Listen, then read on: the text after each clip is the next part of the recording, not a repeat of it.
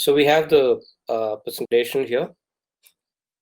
So the title, as you can see, is digital collectibles and where to find them. And in this presentation webinar, we'll be talking about NFTs or digital collectibles. Very important, and their importance in the whole system. And here is a list of items that we'll be sharing today. So we were also expecting a demo from Avalon Meta for their marketplace, which we unfortunately we won't have today. So we'll be talking briefly about NFTs and the word meaning of fungible versus non-fungible. Then we'll be touching upon the existing standards and interoperability.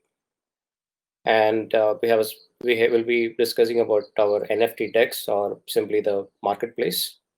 And I will be trying to share as much as I can on the Avalon Meta's marketplace.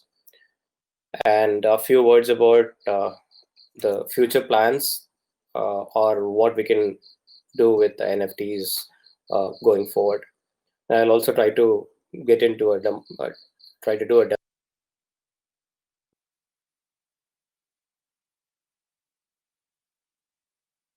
and non-fungible.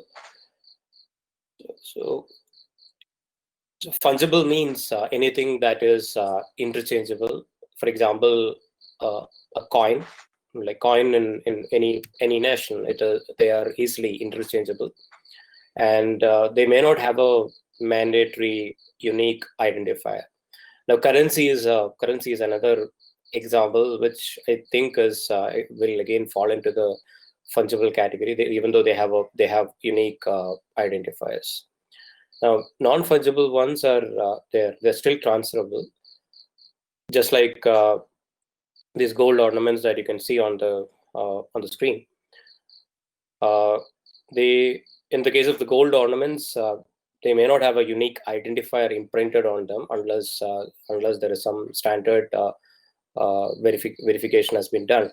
But they are generally uniquely identifiable because of their design or origin, or it might be a gift from a relative or things like that. Now, traditionally, these are the assets, gold or ornaments or coins. These are the traditional real-world assets. And in the digital world or the virtual world, we have like a lot of assets like the game Fortnite skins and World of Warcraft skins, etc., which is commodity in the internet. And it was very difficult to trade. That is a transfer of ownership from person A to person B was always a difficult challenge. So that is where I'll move on to the next slide now. So transferability of assets, this is one of the major concerns, and NFTs were introduced by the CryptoKitties, 4 CryptoKitties. This transferability was one of the fundamental as they to address. Now, apart from being traceable, they also they will also have a unique. They will also have an identifier as well as some metadata associated with it. Now, this metadata is it's quite interesting because even though we have various standards like ERC 721 or ERC 1155, there is no standardization for metadata. So they change from project or from one chain to another. So that is an area which I think we need to do some work on. And finally, they will have a on-chain, off-chain pictorial representation. For example, we have a picture of a cute little cat. So these are typical or the first example of NFTs. And the chain representation is another challenge which we may have to address in the future. And now the next slide talks about various standards. The popular one is the ERC 721, or I think I would just call it as the CryptoKitty standard. Then the slightly modified ones like ERC 1155. And these standards, they try to depict the metadata. An example is given on the right hand side, where we have some metadata, but this is an example of an NFT on the Peerplace blockchain. And then they are immutable, and their scarcity is always provable because they are recorded on a public chain. It is possible to prove their scarcity. And the most important aspect is they are transferable and thus tradable.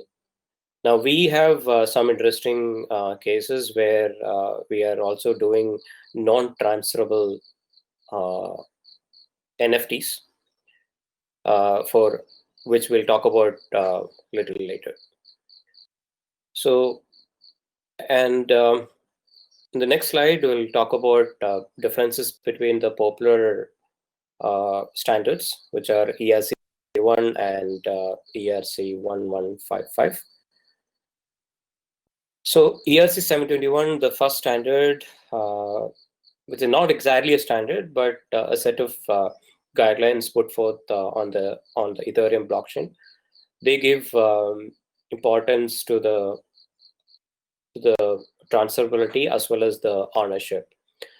So the code on the right hand side shows the important parts. And ERC 1155, on the other hand, shows an additional aspect, which is the balance.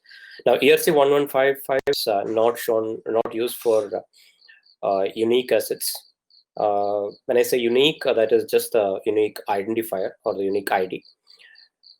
They are mostly used for identical items like in-game shields or coins or things like that. For unique elements, we'll be using ERC 721.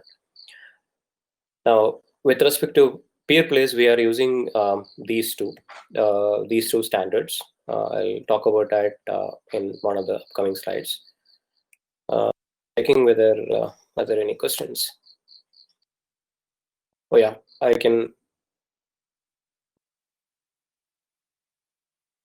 Yeah.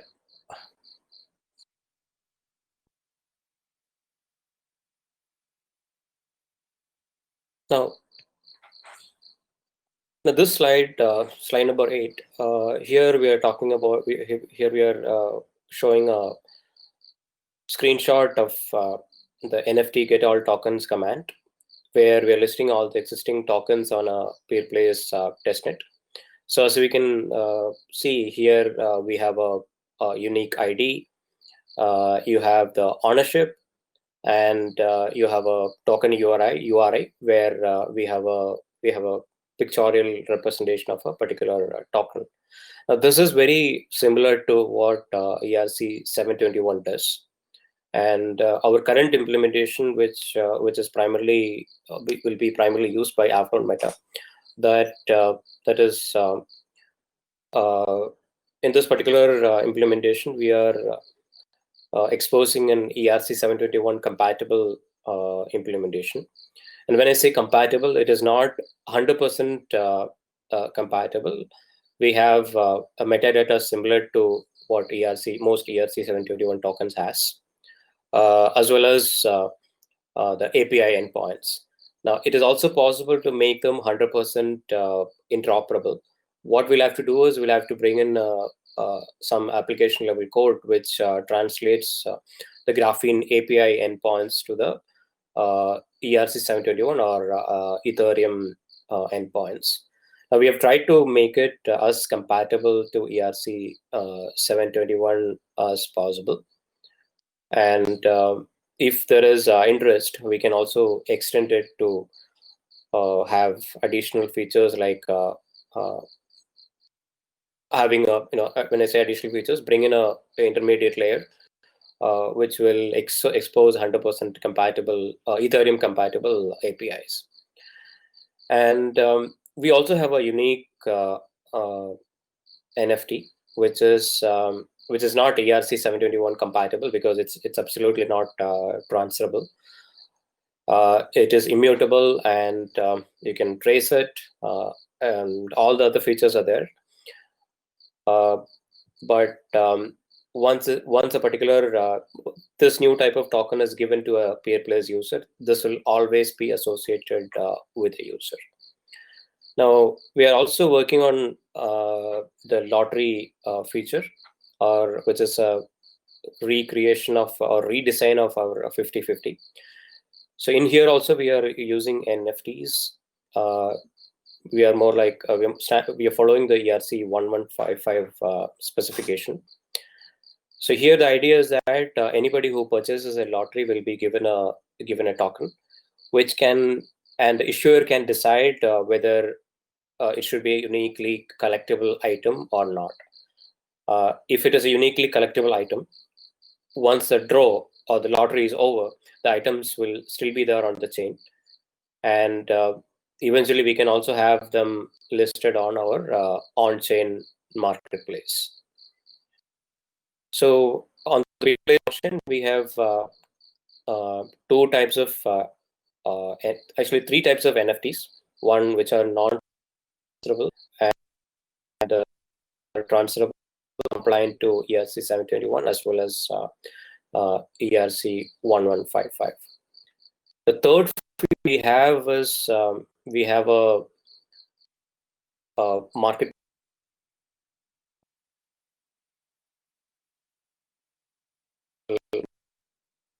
But this is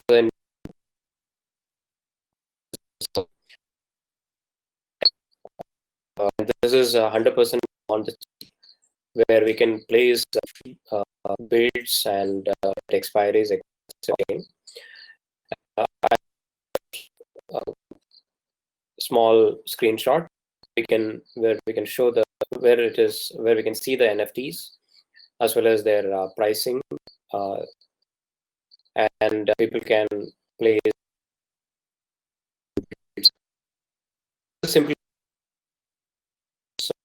for Avalon Meta for their use case. We don't have the here. We'll try to rush through some of the features Avalon Meta is expecting. So Avalon Meta is going to have two types of tokens. The first type is participation and achievements.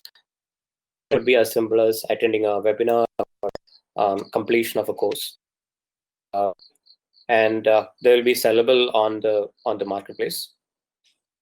And then there is a second type of tokens.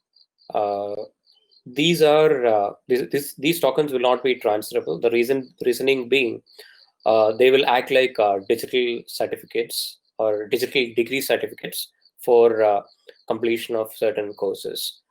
So these certificates will be always, or these tokens will be always associated with a particular peer-place blockchain user, and only if you complete a certain course, you complete the course and attend, let's say, a certification or a test and pass the test. That is only when you will be awarded with a token, and this token will always be associated with the user. Now Avalon also has a very pretty marketplace, which is not like the skinny barebone marketplace which I've shown earlier.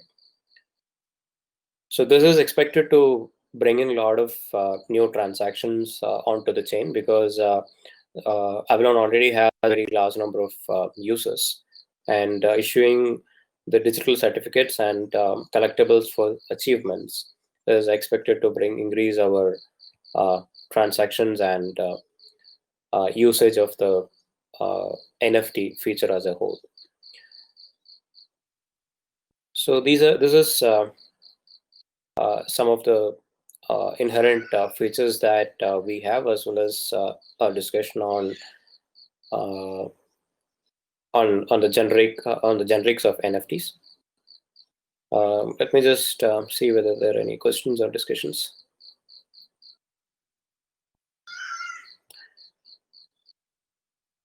Yeah. So my last slide is about the future. Now we have the NFTs and various tokens and marketplace, everything out there. Now, what are the limitations? Now, one of the misconceptions about NFTs or ERC-721 tokens is that they are unique. Now, personally, I would say they're not very unique apart from the IDs they have. They have some random identifiers like 1.3.1. But apart from that, there is no on-chain enforcement of the uniqueness of the metadata. Now, if this is something, if we can do this, it will really bring in a lot of utility to the product. And the second item is representation. So you have a cat or a dog representing an NFT, but this is as of now this is not stored on the chain, which means if anybody goes and edits some, you lose the representation. Now another small, not small, and small in terms of our efforts, but an important and a powerful tool could be the ability to list our NFTs to the DEX. So there are a lot of places like OpenSea, or in the past there was there were rare bits. So if we can list our NFTs to a DEX, we can enable buying, selling, and trading, etc. So that is something which you can look into. And finally, ability to represent real world assets. Now, personally, when I first heard about NFTs, my thought was if you can use these NFTs to represent land records or building ownership and put them on a blockchain, I thought that is possible. But the reality is that without having a third-party verifier like a database somewhere, it's not really possible. So these are some of the interesting ideas that we can think about. For example, storage on the chain is something we can easily achieve, and unique art stored on the chain can have a value. So these are some of the items either we or somebody in the entire the bigger ecosystem can explore and see whether they can achieve or not. Hi, really. So your question about NFTs are not verifiable on the blockchain or not. So yes, the NFTs are 100% verifiable on the blockchain, and we use the IDs and the metadata for the verification. So you buy a certain NFT, let's say a image of let's say an artwork. So the ownership can be verified. You can always go back and check the previous blocks and verify the ownership. So verifiability is always possible with any of the most of the implementations, or all the implementations that I'm aware of. It is possible to do the verification.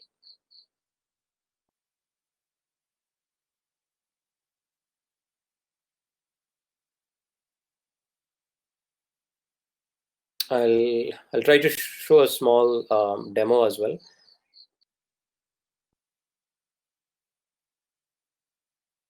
Really, I see that you're typing, so I'll wait for your question.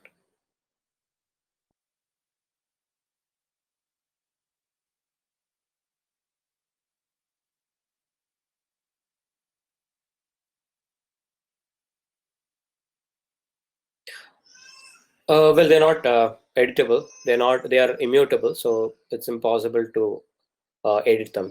What I meant to say is that you have a pictorial representation. Now, these pictorial representations are, if they are not on the chain, it is possible to edit them. Like, for example, I have in the screen I've just shared, I have put a Google Doodle to represent a dragon, but it is not exactly the representation of a dragon.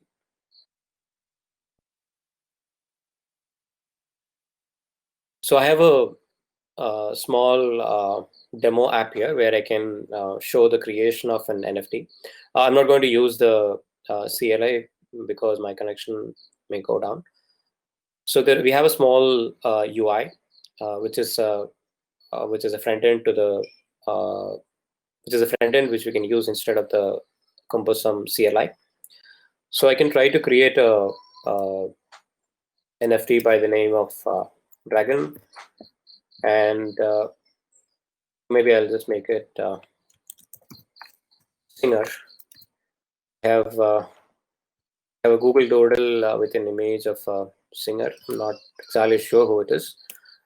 So these are the two parameters. One is a unique name, and the token URL, which will create which will be the pictorial representation of the NFT. Behind the screens, what it will do is it will create an asset with a unique ID, and this URL will be stored in the token URI field inside the metadata. And the name, IDs, and the metadata, everything will get stored on the blockchain, and it will be immutable, which means none of these parameters will be editable.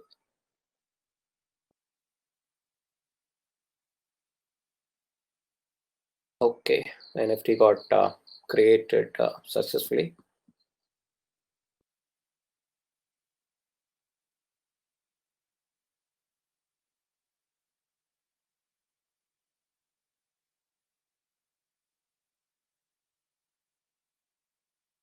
So I have a nice listing of NFTs. So I have a new NFT created by the name Singer, and the NFT ID is 1.31.27, and there is unique metadata ID, and we have a pictorial representation. Now this is my wallet, or rather my the NFT is owned by the user, and I can decide to, if I want to sell this, I can list this to a marketplace.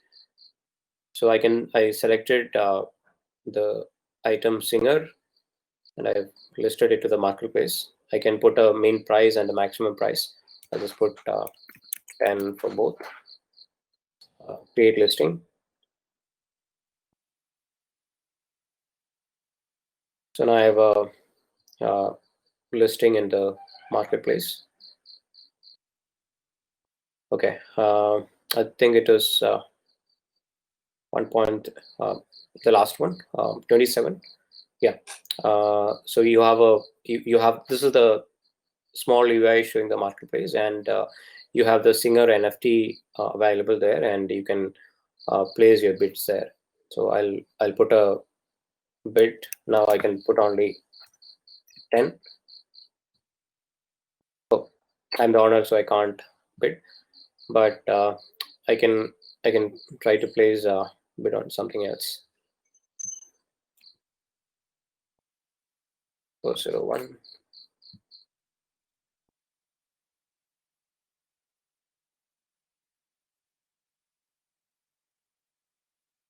Okay, so apparently there's a better bid.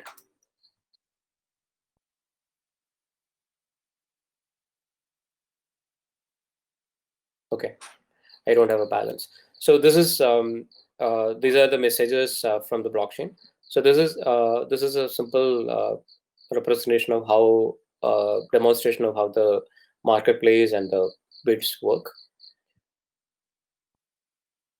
So our first app using the marketplace feature will be Avalon, and their marketplace has a lot of interesting features. Like for example, we don't have in our listing, we don't have the name of the item listed here, and there is no pictorial representation as well. So they definitely have a better interface. So that's pretty much what we have on the NFTs.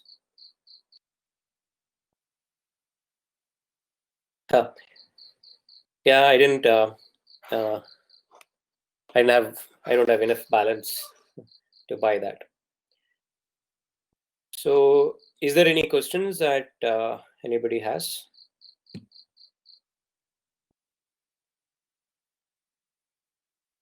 Just going through the messages.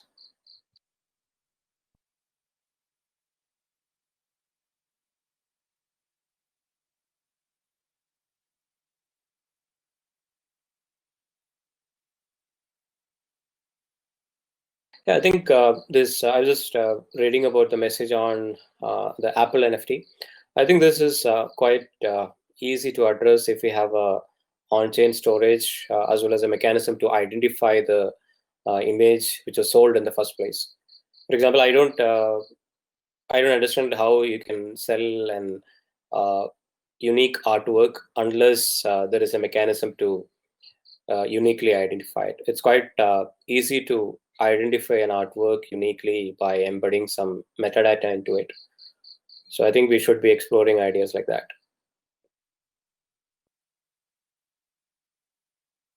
So I guess that's pretty much my presentation.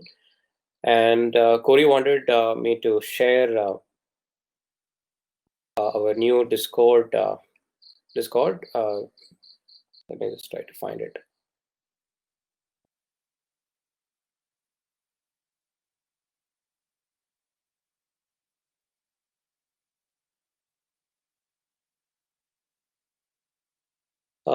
We have a Discord where we wanted to talk about NFTs and this usage. So if the community members are here, they're welcome to this new Discord. The idea is that NFTs are heavily used in the gaming space, and Discord is where we find all the game fanatics. So it'll be a good idea to talk about NFTs with the right crowd. So with that, I'll conclude my little presentation, and I appreciate attending the presentation or the webinar. Honestly, I find it little peculiar that I don't have verbal, I don't have people asking questions, and this was kind of my first monologue. Next time, I think we should do a interactive session so that I won't feel so lonely. So thank you so much, and bye-bye.